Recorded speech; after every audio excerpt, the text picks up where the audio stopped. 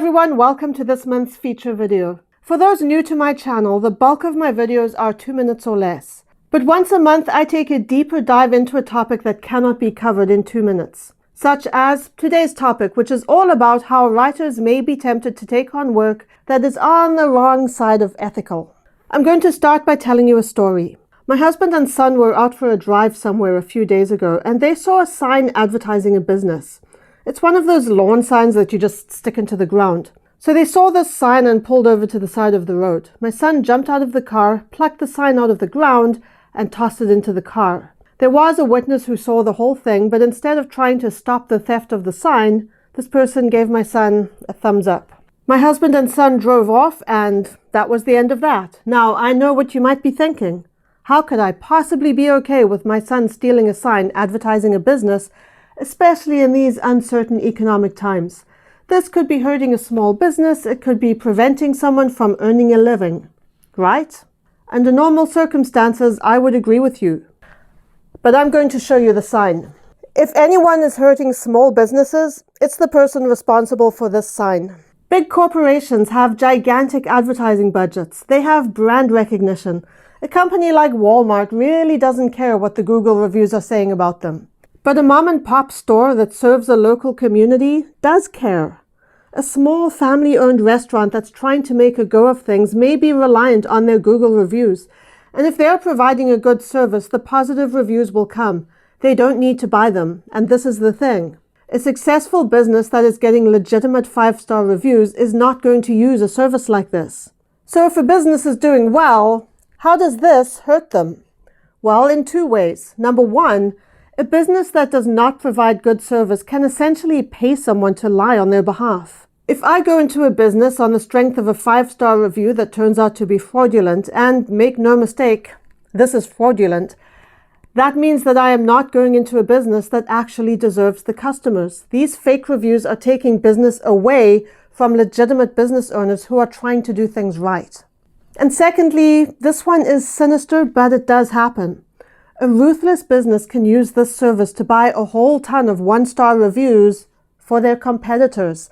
They can literally drive someone out of business. This is the kind of thing that directly impacts an honest person's livelihood. How does this impact writers? Well, writers are the people who are creating these reviews.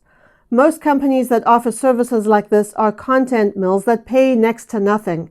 And the writers churn out these reviews in huge volumes because that's the only way they can actually scrape together enough money to maybe buy a meal. I did a video about content mills a couple of weeks ago. I will link that down below, and I'll also put it up here.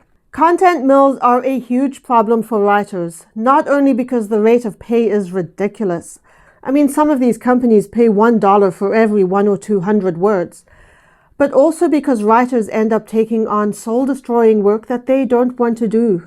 I have been approached to do work like this on several occasions, but I've never agreed to anything like that. And, you know, it's easy for an armchair critic to say, oh, well, if these writers really don't want to do this work, they should just turn it down.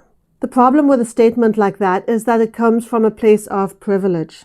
I went through a time years ago when I was in financial crisis. I wasn't writing at the time, but I had a toddler and a baby, I was unemployed, and we were struggling.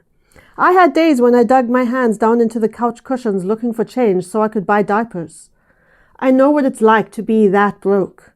I understand why a writer might be so desperate for a little bit of money that they will take on work that makes them die inside. And a lot of times the content mills lure these writers with promises of more or better work in the future, or more pay if they produce a lot of content, or, you know, that thing everyone uses to pay their bills, exposure. Of course, these promises are all smoke and mirrors, and these companies know full well that once they've sucked in a writer, it will be very difficult for that writer to leave. Because that writer is working such long hours just to make a semi-livable wage that they have no time to build their portfolio and market themselves to legitimate potential clients.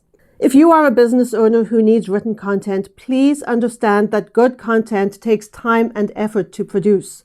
You'll pay more for it, but a page of web content that is well-researched, well-written, and properly edited will bring you so much more value than a page of content that a frazzled writer has thrown together in 10 minutes. And Google reviews? There's nothing wrong with asking your customers to put up a review that reflects their experience with you.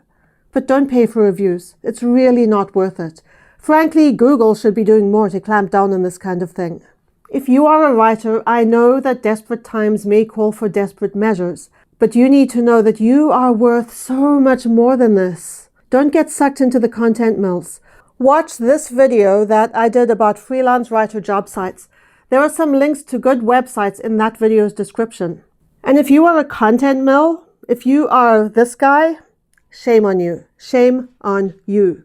I'm glad my kid stole your sign. That's it for this video, everyone. Thank you for watching. If you would like a feature video about a specific topic, let me know in the comments.